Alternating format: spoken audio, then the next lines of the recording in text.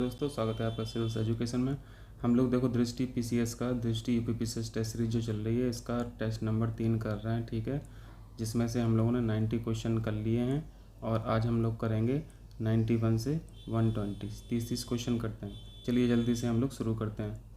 तो पहला का मतलब 91 क्वेश्चन देखिए। 91वां जो क्वेश्चन है वो देखिए, इंपॉर्टेंट क्वेश्चन है, बहुत इंपॉर्टेंट क्वेश्चन है। एक क्वेश्चन जरूर आएगा यूपी पीसीएस में प्री में। उत्तर प्रदेश की कीठम झील को रामसर स्थलों की सूची में शामिल किया गया। Very important. यह झील किस राज्य में? यह झील राज्य के किस शहर में? राज्य तो यूपी बता ही रहा है, तो आंसर पहले तो इसका जान लीजिए, आगरा में। दूसरी चीज़ है कि इस कीठम झील को सुर सरोवर झील के नाम से भी जानते हैं। सुर सरोवर ये कहाँ पे है? ये आगरा में है और इसको अभी हाल ही में रामसर साइट्स में जोड़ा गया है। यूपी से कितनी साइट्स ऐसी हैं जो रामसर साइट्स में जोड़ी गई हैं? 8 हैं ऐसी टोटल। ठीक, टोटल इंडिया की यदि बात करें तो ऐसी 42 हैं। 42 में सिर्फ 8 यूपी से हैं। क्लियर है। और जो सुर सरोवर झील जो जोड़ी गई है रामसर साइट्स में, इसको लोनार झील के साथ जोड़ा गया। लोनार झील कहाँ पे आपको पता है? लोनार झील कहाँ पे? ये महाराष्ट्र में है। और इसकी सबसे खास बात क्या है कि इसके बारे में बोला जाता है कि ये मेटेरोइड के गिरने से ये लेक बनी है। आप इसका शेप देखेंगे तो आपको भी लग जाएगा कि ये मेटेरोइड गिरा होगा, यहाँ पे बहुत बड़ा सा पत्थर गिरा होगा, उसके धंसने से ये लेक बनी है। ये देखिए, ये लोनार लेक है महाराष्ट्र की। ठीक है, ये मेटेरोइड के गिरने से बनी थी। क्लियर। चलिए क्वेश्चन करते हैं आगे। 92 देखिए। 92 कह रहा है पारस्परिक संपर्क समझौते। हिंदी में दिक्कत हो रही है, इंग्लिश वर्जन देख लीजिए। यहाँ पे रेसिप्रोकल एक्सेस एग्रीमेंट की बातें कर रहे हैं। ठीक, तो पहले हम लोग रेसिप्रोकल एक्सेस एग्रीमेंट के बारे में जान लेते हैं। इसको RAA बोल देते हैं। इसको मैं थोड़ा सा स्क्रीन को बड़ा कर ले रहा हूँ, ठीक है, ताकि हम लोग इस पर लिख सकें ठीक से और समझ सकें। चलिए फिर इसके बारे में 2-3 पॉइंट है वो जल्दी से जान लेते हैं। देखिए, ये सब पहला पॉइंट तो ये है कि ये जापान और प्लस ऑस्ट्रेलिया गवर्नमेंट का एग्रीमेंट है। ठीक है, और आप लोग जानते हैं जब भी जापान, ऑस्ट्रेलिया, इंडिया ये सब कंट्री कोई एग्रीमेंट करती हैं तो इन देशों के एक्शंस में आप देखेंगे कि ज़्यादातर जो चीन के एक्शंस हैं, जो चीन का बढ़ता प्रभाव खासतौर से दक्षिणी साउथ ओशियन में और पैसिफिक के जो आइलैंड है, उनके एक्शंस को मुकाबला करने के लिए, उनको रोकने के लिए काफ़ी हद तक इनके टारगेट होते हैं।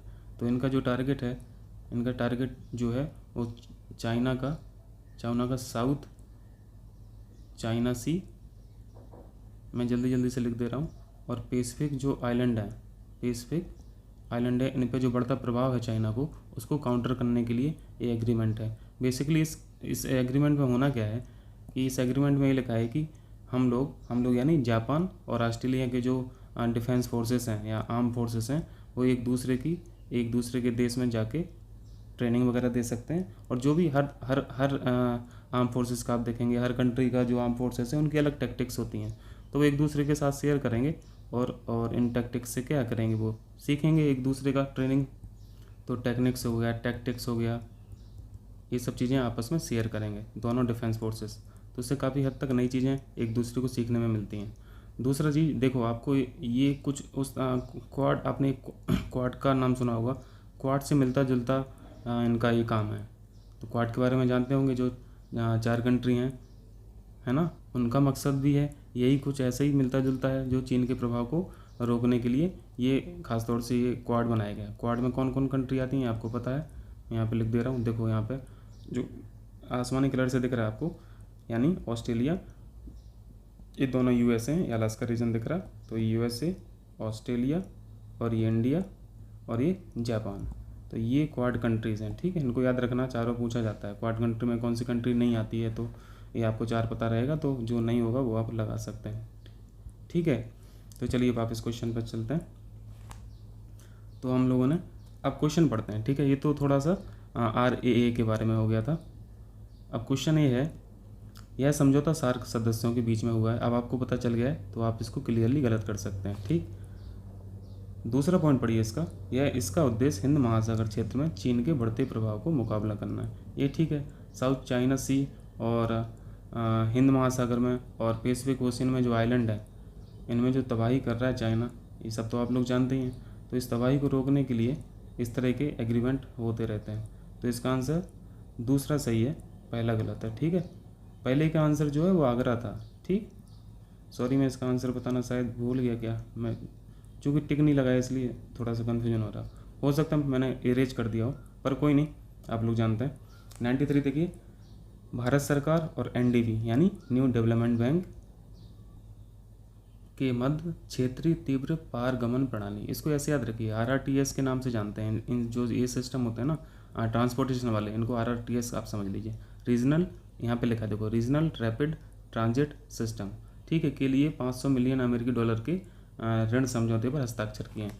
मतलब ये किस काम के लिए एनडीबी के साथ भारत सरकार का एक करार हुआ है, तो ये हुआ है आपको मेरठ के लिए आरआरटीएस एक सिस्टम बनाया गया।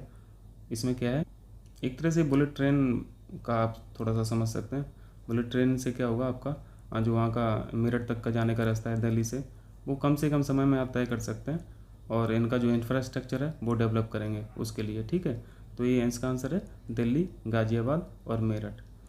ये जो डिस्टेंस है पूरी, ये 82 किलोमीटर की है। ठीक, याद रखना, यूपी पीसीएस से जानते ही हैं, ये भी पूछता है। मैं एक फिगर डाला हूँ, उसको देखिए जल्दी से।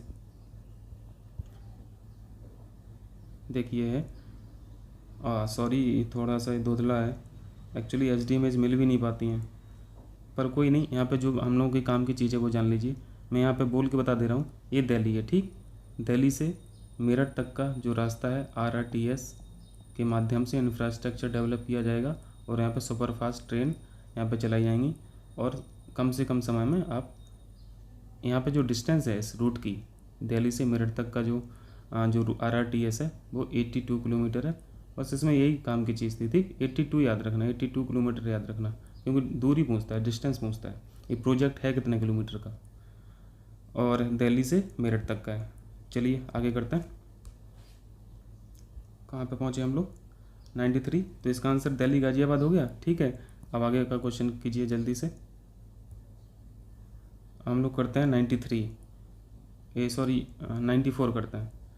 94 में निम्नलिखित में से किस देश के राष्ट्रपति ने भारतीय सेना प्रमुख जनरल एमएम नरवणे को अपने देश की सेना में जनरल रैंक की मान्यता उपाधि? ये इम्पोर्टेंट है, क्योंकि अपने देश के जो जनरल हैं, जो सेना के जनरल जो चीफ जनरल हैं आर्मी के, कौन है, वो एमएम नरवणे हैं। पहला फैक्ट तो यही हो गया।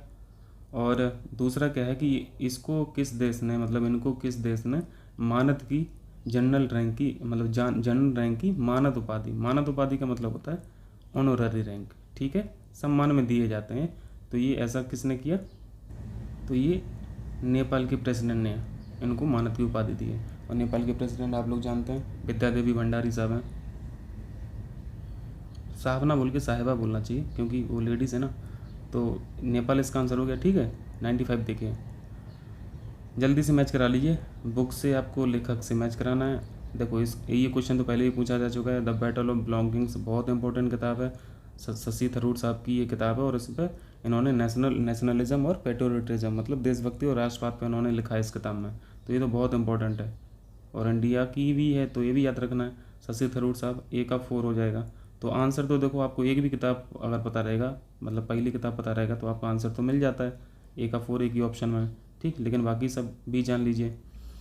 सुग्गीवैन को आप लोगों को पता है कि अभी 2020 में इसको बुकर प्राइज़ मिला था। ये बुकर प्राइज़ विनर बुक है, 2020 बुकर प्राइज़। सुग्गीवैन, इसके जो हैं वो हैं डगलस स्टुअर्ट। इसकी इमेज देखिए आप लोग, थोड़ा इमेज क्या है ना, थोड़ा सा माइंड जल्दी से कैप्चर कर लेता है, नहीं तो भूल जाते हैं। देखो यहाँ पे जो बुक्स हैं वहाँ पे मैचिंग में उनकी मैं यहाँ पे इमेज डाला हूँ। इट हैपेंस जो है यहाँ पे ह्यूमन रिलेशनशिप के बारे में इन्होंने इस किताब में लिखा है, और ये भास्वर मुखर्जी की। ठीक है, दूसरी किताब है सुग्गीवेन्स, सुग्गीवेन के जो है डगलस स्टुअर्ट, यहाँ पे लिखा देखो 2020 बुकर प्राइज इसको मिला भी है। तो सुग्गीवेन्स याद रखना, बहुत इंपॉर्टेंट है, डगलस स्टुअर्ट की। ठीक है, और आपने थरूर साहब की तो आप जानी गए, battle of belongings, the battle of belongings इन्होंने किस पे लिखा है, राष्ट्रवाद पे और देशभक्ति पे। ठीक है, ये मतलब इंडियंस के लिए इसका मतलब क्या है वो सब इन्होंने बेसिक से समझाया हुआ है। चलिए वापस क्वेश्चन पे चलते हैं। तो अब जल्दी से हम लोग मैच करा लेते हैं। तो इट हैपेंस किसकी है, अभी हम लोगों ने देखा भास्कर मुखर्जी की, और रेडी प्लेयर 2 किसकी है, अर्नेस्ट क्लाइन की। ठीक, तो ए का हो गया। अब मिला लेंगे ना, अच्छा आंसर तो हम लोगों ने पहले मिला ही दिया ना, सी आंसर। ठीक है, चलिए जल्दी से आगे बढ़ते हैं। 96 देखिए, निम्नलिखित में से कौन गंगा के मैदानी क्षेत्र है।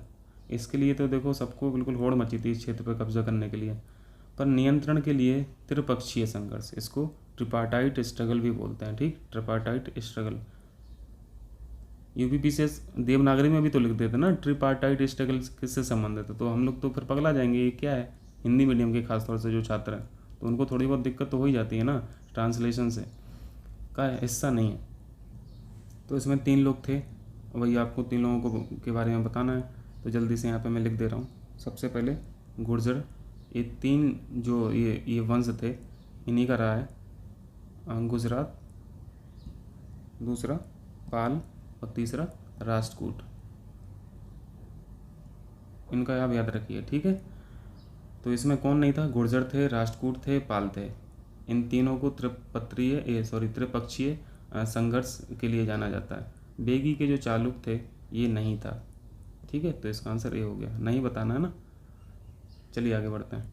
97 देखना, बंगाल के पाल वंश के संदर्भ में आपको बताना है। ठीक है, गोपाल ने इस राजवंश की नींव रखी थी, ये बिल्कुल क्लियर है। पाल वंश के जो सबसे शक्तिशाली शासक थे उनको आप मतलब गोपाल को आप समझ सकते हैं। ठीक है, इन्होंने तो काफ़ी मठों का भी निर्माण कराया था, मतलब बौद्ध धर्म के जो मठ होते हैं उनका निर्माण कराया था, तो ये बौद्ध धर्म के अनुयायी थे, ना कि जैन धर्म के। ठीक है, तो इसका आंसर पॉइंट नंबर 2 तो गलत हो गया, पॉइंट नंबर 1 सही है। इन्होंने चैत्य भी बनवाए, बिहार भी बनवाए, आपने बौद्ध धर्म में ये सब पढ़े होंगे, चैत्य बनाए, बिहार बनाए, मठें भी बनाई, और काफ़ी कुछ एक्सपेंड भी किया, मतलब इस धर्म को काफ़ी प्रचार प्रसार भी उन्होंने किया था। तो ये जैन धर्म से संबंधित नहीं थे, ये बौद्ध धर्म से थे, तो पॉइंट नंबर 2 गलत हो गया। ठीक, पाल शासन के दौरान ही पहली बार बंगाल में इस्लाम का प्रवेश हुआ। देखिए, पाल शासन के दौरान ना मिडिल ईस्ट से अच्छा खासा व्यापार होता था। मिडिल ईस्ट मतलब मध्य पूर्वी वाला जो भाग है, यहाँ से व्यापार मतलब यहाँ पे बिजनेस सेटलमेंट बहुत ठीक ठाक था, और वहीं से इस्लाम का प्रवेश भी माना जाता है। तो पॉइंट नंबर 3 भी सही है, पॉइंट नंबर 2 गलत है, यानी 1 और 3 सही हैं। C option is correct. ठीक, चलिए 98 पे चलते हैं। 98 देखिए क्या है, हड़प्पा का क्वेश्चन है, इंडियन सिविलाइजेशन का क्वेश्चन है। इंडियन सिविलाइजेशन भी बोल लो, इंडस सिविलाइजेशन भी बोल लो, क्योंकि भारत की सभ्यता तो स्टार्ट तो वहीं से मानी जाती है, तो इंडियन बोलने में कोई दिक्कत नहीं है। हड़प्पा सभ्यता के संदर्भ में जल्दी से बता दीजिए। यह साउथ एशिया की पहली नगर सभ्यता थी। देखो नगर लिखा है यहाँ पे, नगर बिल्कुल करेक्ट है। यहाँ पे सभ्यता का जो नेचर था, जो प्रकृति थी, या फिर वहाँ का जो स्टाइल था नगर का, आर्किटेक्चर का जो स्टाइल था, वो एक नगरीय थी। ठीक है, ना कि ग्रामीण थी। तो पॉइंट नंबर 1 बिल्कुल सही है। पॉइंट नंबर 2 पढ़िए, उनके पास एक उत्कृष्ट जल निकासी प्रणाली यानी एक्सीलेंट ड्रेनेज सिस्टम था, मतलब पानी या नाले से का मतलब नाले से जो मतलब जो वेस्ट जो निकलता है शहरों से, तो उनका जो निकासी प्रणाली थी, ड्रेनेज सिस्टम जो था, बहुत अच्छी तरीके से था। जैसे आपने नगर सभ्यता में पढ़ा होगा हड़प्पा सभ्यता की, यहाँ पे जो आर्किटेक्चर स्टाइल था ना, वो इसको क्या ग्रिड सिस्टम बोलते थे, इसको क्या बोलते थे, ग्रिड सिस्टम। ग्रिड का मतलब ग्रिड बनी है, मतलब 90 डिग्री के एंगल पे यहाँ पे रास्ते बने थे नगरों के अंदर ही, मतलब एक तरह से कॉलोनी टाइप का बना था, बहुत बढ़िया। ठीक, तीसरा पॉइंट पढ़िए, मतलब पॉइंट नंबर 2 भी सही है। हड़प्पावासी ताम्र यानी कॉपर, कांस्य यानी ब्रॉन्ज, रजत यानी सिल्वर, गोल्ड और लोहे से परिचित थे। लोहे से इनका कोई लेना देना नहीं था। ठीक है, लोहा से परिचित हड़प्पावासी इंडस सिविलाइजेशन परिचित नहीं थी। पॉइंट नंबर 3 गलत हो गया। हड़प्पा के लोग कई धर्मों का पालन करते थे। अब इसके बारे में बताइए, बहुत इंपॉर्टेंट है। पहली बात तो ये जान लीजिए कि हड़प्पा सिविलाइजेशन जो थी वो सेकुलर सिविलाइजेशन थी। ठीक है, सेकुलर बोला जाता है, धर्मनिरपेक्ष था, सेकुलर। तो वहाँ पर धार्मिक वाली कोई बात ही नहीं आएगी, धर्म वाली कोई बात ही नहीं आएगी। मतलब ऐसा भी नहीं मतलब नहीं होता है कि सेकुलर का कि यदि आप कई धर्मों का पालन कर रहे हैं तो आप सेकुलर नहीं हैं, सेकुलर का ये मतलब तो नहीं होता है। फिर भी वहाँ पे मंदिरों की कोई चर्चा हुई नहीं है, ठीक है। हाँ, देवी देवताओं की मूर्ति वगैरह, मोहरों पे उनका इमेज वगैरह ये सब ज़रूर दिखाया है, लेकिन वहाँ पे मंदिर वगैरह का ऐसा अभी कोई खुदाई में तो देखो फिलहाल नहीं मिला है। तो हड़प्पा के लोग कई धर्मों का पालन नहीं करते थे, ठीक है। सेकुलर एक सिविलाइजेशन थी। तो पॉइंट नंबर 4 भी गलत हो गया। तो इसका आंसर 1, 2 है, ठीक। और हड़प्पा सभ्यता के बारे में आप लोग जानते होंगे, ये जो कॉन्टेम्प्रोरी थी, समकालीन किसके थी, ये समकालीन थी आपका अब अच्छी तरीके से जान, एक सभ्यता थी मेसोपोटामिया, मैं शॉर्ट में लिख दे रहा हूँ ऐसा। और ये कहाँ पे थी, ये इराक में जो सभ्यता पनपी थी उसको बोलते थे मेसोपोटामिया की सभ्यता। और इराक जिन, ये जो सभ्यता जिन नदियों पे ये मतलब एक तरह से फली फूली थी कह लीजिए, तो वो नदियों का नाम भी पूछता है। जैसे हड़प्पा सभ्यता में सिंधु नदी का नाम आता है ना, तो ऐसे यहाँ पे भी 2 नदियाँ थी, उनका भी आप नाम याद रखिए, बहुत इंपॉर्टेंट है, पूछता है। सबसे पहली नदी तो थी यूफ्रेट्स, यूफ्रेट्स, इसको मैप में ज़रूर देखना, मैं मैप की इमेज तो नहीं डाल पाया हूँ, आप लोग ज़रूर देखना यूफ्रेट्स। और दूसरी नदी थी टिग्रिस, आप लोगों ने पढ़ा होगा, बस यहाँ पे रिकॉल हो गया, ठीक है। तो चलिए आगे से बढ़ते हैं जल्दी क्वेश्चन पे। 99 देखिए, 99 में क्या है, जागीरदार प्रणाली, जागीरदारी सिस्टम। राज्य की सेवाओं के लिए अमीरों को किसी क्षेत्र विशेष का राजस्व संग्रहण सौंपने की प्रणाली थी। जागीरदारी प्रणाली क्या होती थी, आप लोगों को पता है। शासक लोग क्या करते थे, ये अपनी राज्य की सेवा के बदले में जो राज्य की सेवा करते थे उनको बदले में क्या देते थे, एक रेवेन्यू एरिया देते थे, एक क्षेत्र देते थे कि आप इस क्षेत्र पे आप राज कीजिए और रेवेन्यू जुटा के हमें दीजिए, ठीक है। और हम आपको, और उस राजस्व को अपने पास रखिए। एक तरह से मतलब इनको राज्य की सेवा के बदले में क्या, राजस्व का अधिकार सौंप दिया जाता था, एक पर्टिकुलर एरिया का, एक पर्टिकुलर क्षेत्र का, ठीक है। तो ये जागीरदारी व्यवस्था होती थी। तो पहले पॉइंट में यही लिखा है, तो ये ठीक लिखा है, ठीक। दूसरा पॉइंट है, जमींदार अपनी जमींदारी से शामिल सभी जमीनों का स्वामी होता था। देखो, किसानों के और जमींदारों के वहाँ पे अधिकार अलग अलग थे, ठीक है। किसान का अधिकार अलग थे अपने, और जमींदारों के अलग थे। मतलब किसान अपनी खेती, अपनी ज़मीन पे खेती करता था और वो टैक्स भी देता था, मतलब जो कर होता था वो चुकाता था, और टाइमली नहीं चुका पाता था उसके बाद कुछ एक्शन होता था, ठीक है। मतलब किसानों की भूमि पे उसका अधिकार बिल्कुल रहता था जब तक वो टैक्स चुकाता था, टैक्स नहीं चुका पाता था तो उसको बाद में फिर बेदखल कर दिया जाता था, ठीक। तो ये स्वामी मतलब ज़मींदार पूरी तरीके से स्वामी नहीं होते थे, अलग अलग अधिकार थे दोनों के, ठीक। तो पॉइंट नंबर 2 गलत है, पॉइंट नंबर 1 सही है, ठीक है। चलिए आगे करें, चलिए 100 कीजिए। जहांगीर, मुग़ल साम्राज्य आ गया, मुग़ल डायनेस्टी आ गई है। चलिए इसका भी कर लेते हैं, मिडिवल टाइम का। उसने मेहरुन्निसा से विवाह किया और उसे नूरजहाँ की उपाधि दी। पहला पॉइंट ठीक है, ये बिल्कुल सही है। जिन्होंने इनसे शादी की थी उनका नाम मेहरुन्निसा था, बाद में उनको नूरजहाँ की उपाधि दी थी जहांगीर साहब ने, ठीक है। पहला क्वेश्चन या पहला पॉइंट ठीक है। और जहांगीर के बारे में थोड़ा सा एक बस कुछ सेकंड लगेंगे। जहांगीर के बारे में आप लोग जानते हैं, ये अकबर के सबसे बड़े के बेटे थे, ठीक है। और अकबर के बारे में आप जानते होंगे, 1605 में इनकी मृत्यु हो गई थी, यानी 1605 से जहांगीर का टाइम शुरू हो जाता है। तो 1605 से 1627 लगभग 22 साल उन्होंने शासन किया, ठीक है। अब चलिए आगे करते हैं। तो पहला पॉइंट ठीक है, ठीक है। नूरजहाँ की उपाधि इनको मिली थी, उनका नाम पहले से नहीं था, उनका जो ओरिजिनल नाम था वो मेहरुन्निसा था। दूसरा पॉइंट देखिए, उसने शासनकाल में सिख गुरु अर्जुन देव का सिर कलम किया था। अर्जुन देव के बारे में आप लोग जानते हैं, ये सिख धर्म के 5वें तीर्थंकर थे, 5वें गुरु थे। 10वें गुरु थे गुरु गोविंद साहब। इन्होंने क्या किया था, गुरु अर्जुन देव को सिखों के आदि गुरु के रूप में माना था ना, तो उसी के बाद से फिर इस ग्रंथ का नाम आदि ग्रंथ का नाम फिर गुरु ग्रंथ साहिब हो गया था, ठीक है। तो ये इनके बारे में था थोड़ा। और इन्होंने कलम करवाया था किन्होंने, जहांगीर साहब ने अर्जुन देव को मरवा दिया था, क्योंकि जहांगीर के जो सबसे बड़े बेटे थे खुसरो साहब, उनकी हेल्प की थी अर्जुन देव साहब ने, तो कलम करवा दिया। तो पॉइंट नंबर 2 सही है, ठीक। पॉइंट नंबर 3 पढ़िए। पॉइंट नंबर 3 में उसके शासनकाल में अंग्रेजों ने मछलीपट्टनम का दौरा किया था। यहीं पे यदि जहांगीर साहब समझ जाते तो ये 400 साल जो राज किए हैं, 300 साल 1600 से 1947 तक अंग्रेज लोग नहीं कर पाते ना। खैर, तो ये भी सही है।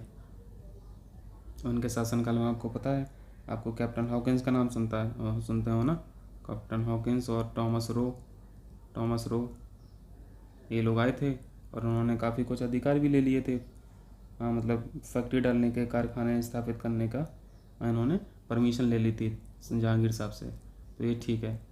तो पॉइंट नंबर 2 सही है, पॉइंट नंबर 1 भी सही है, पॉइंट नंबर 3 भी सही है। तो इसके तीनों आंसर हो गए।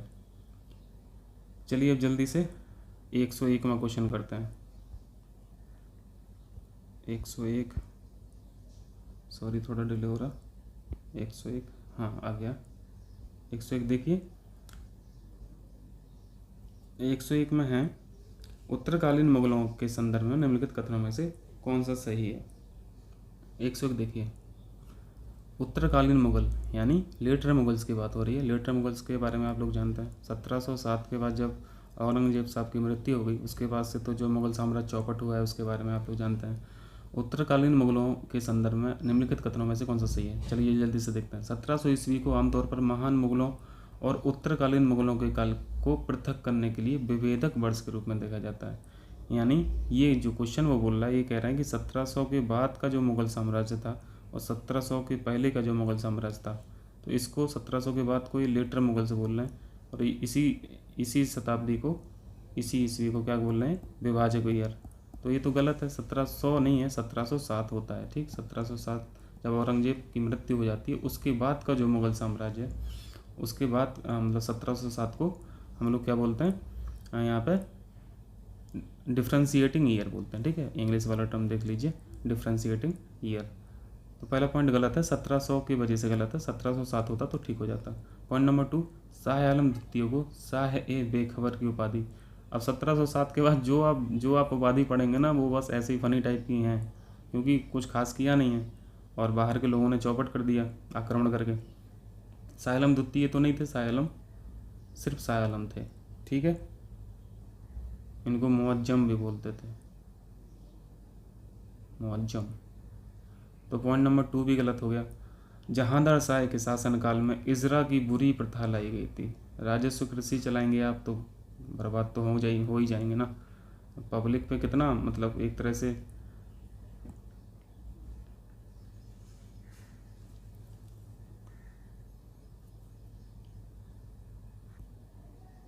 जिसे हम लोग शाही खजाना बोलते हैं ना, शाही खजाना में कुछ पैसा तो था नहीं, तो यही सब प्रथा चालू करके पैसा जुटाना चाह रहे थे।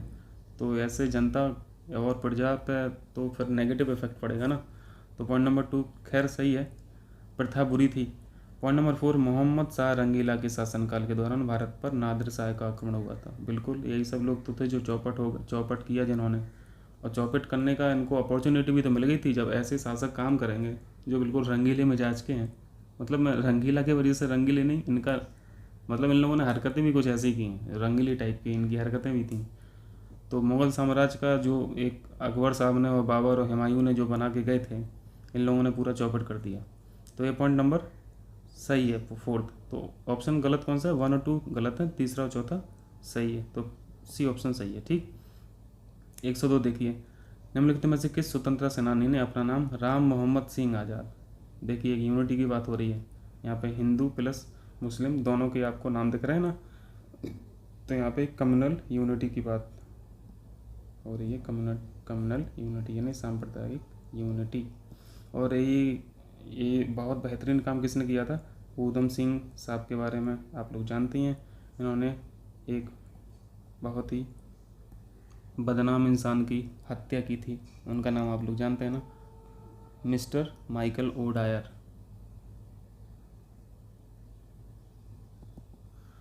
तो ठीक है, ऊधम सिंह के बारे में सब लोग परिचित ही हैं।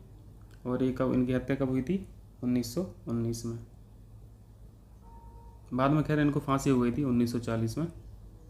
ठीक, चलिए 103 देखिए, निम्नलिखित में से किस कांग्रेस अधिवेशन में राष्ट्रीय योजना समिति यानी नेशनल प्लानिंग कमेटी की बात की गई थी।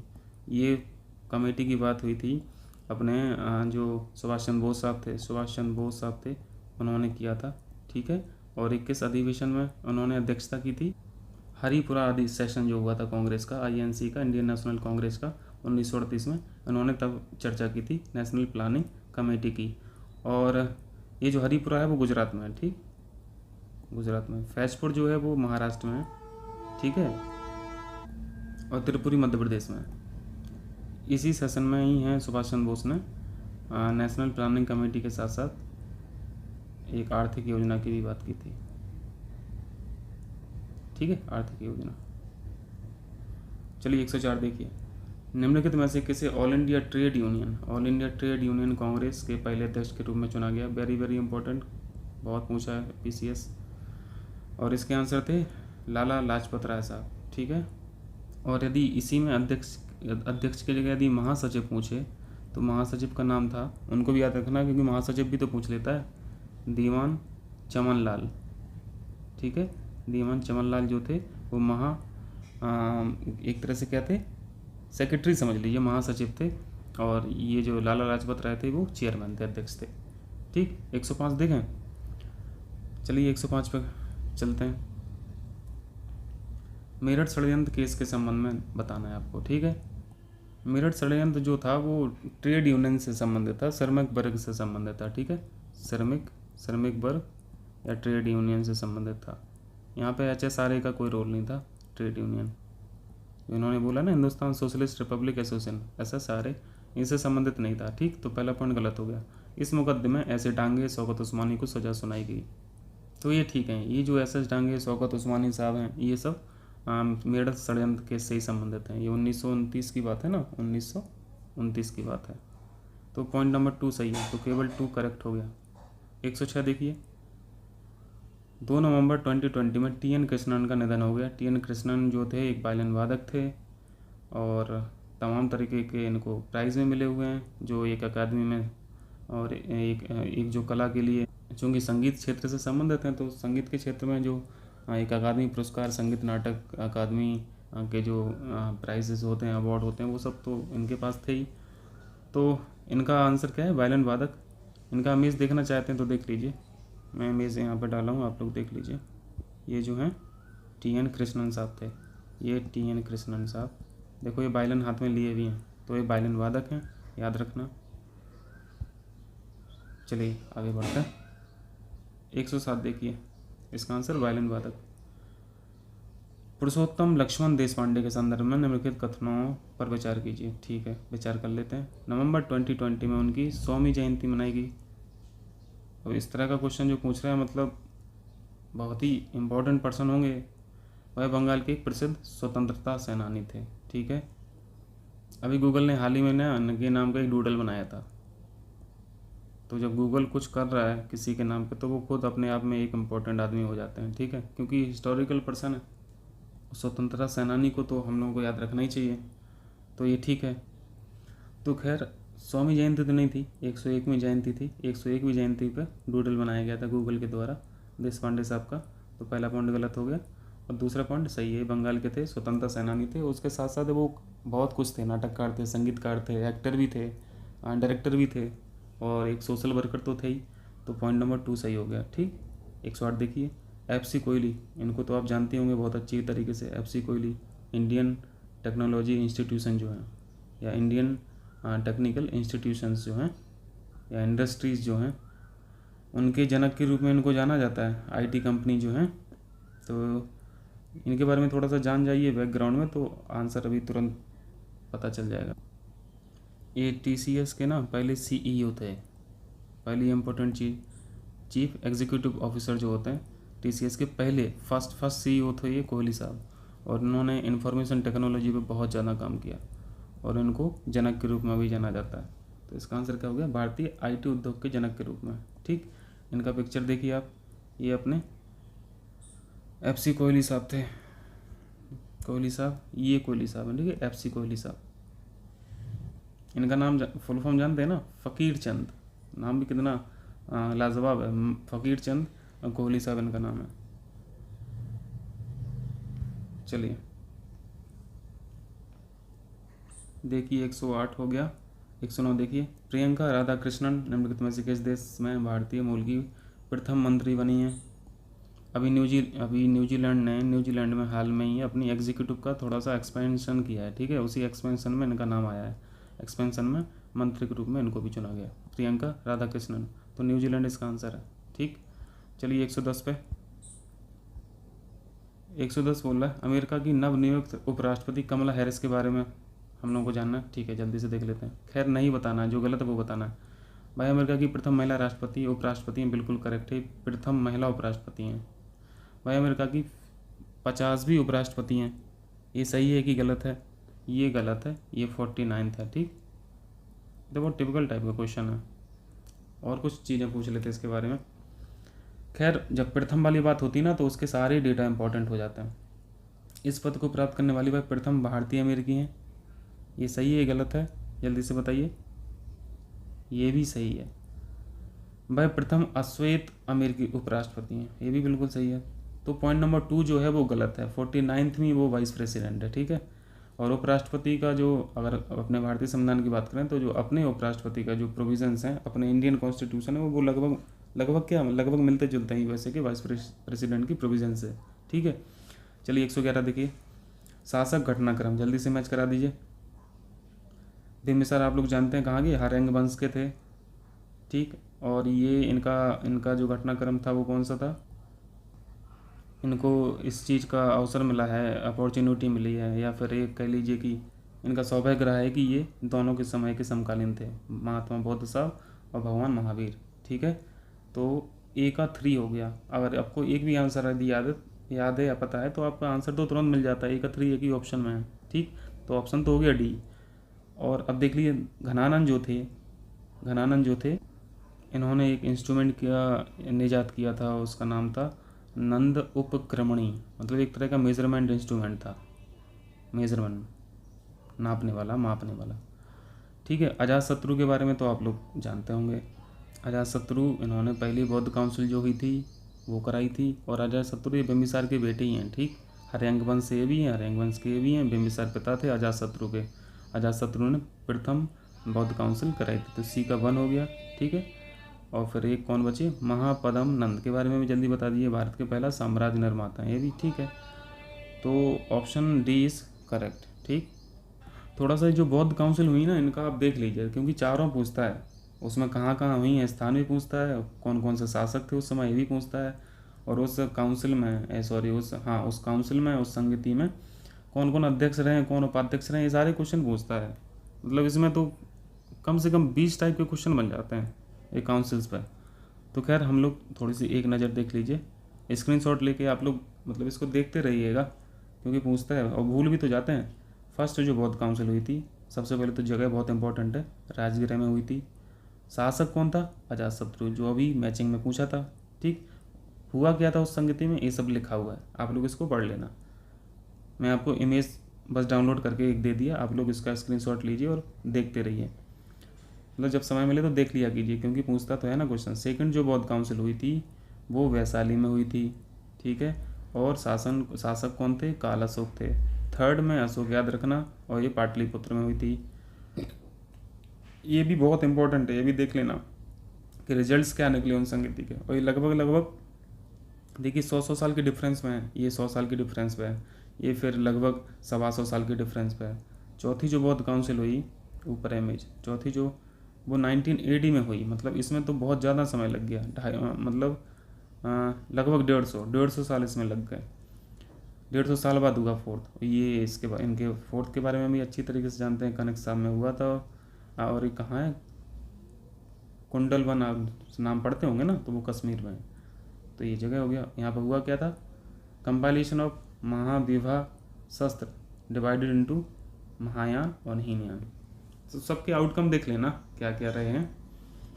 चलिए देखते हैं आगे क्वेश्चन। हम लोग 112 देख लीजिए। 112 में क्या है, मैच करना है, जल्दी से मैच करा दीजिए। तो 12 मिहिर के बारे में आप लोग, इनके बारे में तो एटलीस्ट हम लोग जानते ही हैं, ये एस्ट्रोनॉमर थे, खगोलविद थे। छपनक जो थे ये एस्ट्रोलॉजर थे। घट कर पर जो थे वो डिप्लोमेट थे। शंकु जो थे वो कोषकार नहीं थे। ठीक है, शंकु जो थे वो थे आर्किटेक्ट यानी वास्तुकार थे, ये कोषकार नहीं थे। तो पॉइंट नंबर 2 गलत हो गया, गलत बताया ना, तो आंसर इज बी। 113 देखिए, चोल राजाओं को उनके कालक्रम में, क्रोनोलॉजी जल्दी से बता दीजिए चोल राजाओं की, कौन कौन से आए थे। अब कुछ तो इतने कठिन नाम है कि बड़ा मुश्किल है। तो इन सब क्वेश्चन में देखा कीजिए कि कम से कम हम ऑप्शंस को रिजेक्ट कर लें, तो उससे भी आंसर हम लोगों को कभी कभी मिल जाता है। खासतौर से यूपीपीसीएस में तो इस तरह के आंसर लगा ले जाता है इंसान, ठीक है। तो मैं जल्दी से यहाँ पे टाइम लिख दे रहा हूँ उनका, याद रह जाएगा तो ठीक है, नहीं तो कोई बात नहीं। कुछ क्वेश्चन छोड़ने के लिए भी तो हैं, सारे थोड़ी ना अटेम्प्ट करना है। विजयालय जो का समय जो था वो 850 था। सुंदर चोल साहब का जो समय था वो 957 एडी था। ये भी एडी, सब एडी में है, ये चोल बीसी में थोड़ी ना थे। और परांतक प्रथम का था 1907 का समय, और आदित्य प्रथम का समय था 871 समय। तो आप इसको जब टाइम से मिलाएंगे तो ऑप्शन आपको मिल जाएगा, ये मिल जाएगा, ठीक। सबसे पहले आपको 850 दिख रहा, फिर 871 दिख रहा, फिर ये, फिर ये, ठीक। बहुत मतलब इस तरह के क्वेश्चन तो बहुत कठिन हो जाते हैं, अगर नहीं भी हो पाएगा तो कोई दिक्कत नहीं है, ठीक। हम लोग इसमें क्या करेंगे, हम लोग इसमें लॉजिकल तुक्का मारेंगे फिर, और ऑप्शन रिजेक्ट करके कोशिश करेंगे कि आंसर बन जाए। चलिए 114 देखिए, निम्नलिखित यात्रियों को, ये भी क्रोनोलॉजी पूछा है। इब्न बतूता आप लोग जानते हैं, मोहम्मद बिन तुगलक। हम बिन से इब्न बतूता याद रखे हैं क्योंकि इसमें इब्न छुपा हुआ है। आई को अगर पहले लिखे हैं, बी को बाद में, मतलब ये मेरे माइंड में ऐसे ही आता है याद करने के लिए, तो मैं उससे याद है। तो इब्न बतूता मोहम्मद बिन तुगलक हो गए। अल-बरूनी आप लोग जानते हैं, ये गजनी के समय पे थे। मार्को पोलो और बारबोसा, इनका टाइम नहीं याद आ रहा मुझे, लेकिन हम लोग यहाँ पे टाइम से मैच करा लेंगे क्योंकि 3 ऑप्शन के बारे में हम लोग ठीक ठाक से जानते हैं। अब मोहम्मद गजनवी की बात हो रही है तो अल-बरूनी तो सबसे पहले ही आ जाएंगे। ये 973 की इनकी एंट्री मान लेते हैं। इब्न बतूता साहब जो थे, मोहम्मद बिन तुगलक, ये तो दिल्ली सल्तनत के आसपास का समय है, तो ये समय जो हो जाएगा वो 1300 के आसपास का हो जाएगा, तो हम लोग यहाँ पे मोटा मोटा 1300 लिख ले रहे हैं। मार्को पोलो का जो समय था ये 1254 का समय था, और बारबोसा साहब जो थे ये 1518 था। तो सबसे पहले अल-बरूनी साहब, फिर मोहम्मद बिन तुगलक के इब्न बतूता साहब, ये मार्को पोलो 1254 के, फिर इसके बाद 1300 आएगा, फिर 1518 आएगा, तो आंसर सी हो जाएगा, ठीक है। मार्को पोलो, हाँ इनका जगह का भी नाम कभी कभी पूछ लेते हैं। अल-बरूनी जो उज़्बेकिस्तान के थे। इब्न बतूता तो बहुत इंपॉर्टेंट है, कई बार पूछा है, मोरक्को के थे, ये मोरक्को से आए थे। और मार्को पोलो साहब जो थे, मार्को पोलो जो आए थे ये इटली के सौदागर थे, ठीक, इटली। तो 114 हो गया ना, अब 115 चलें।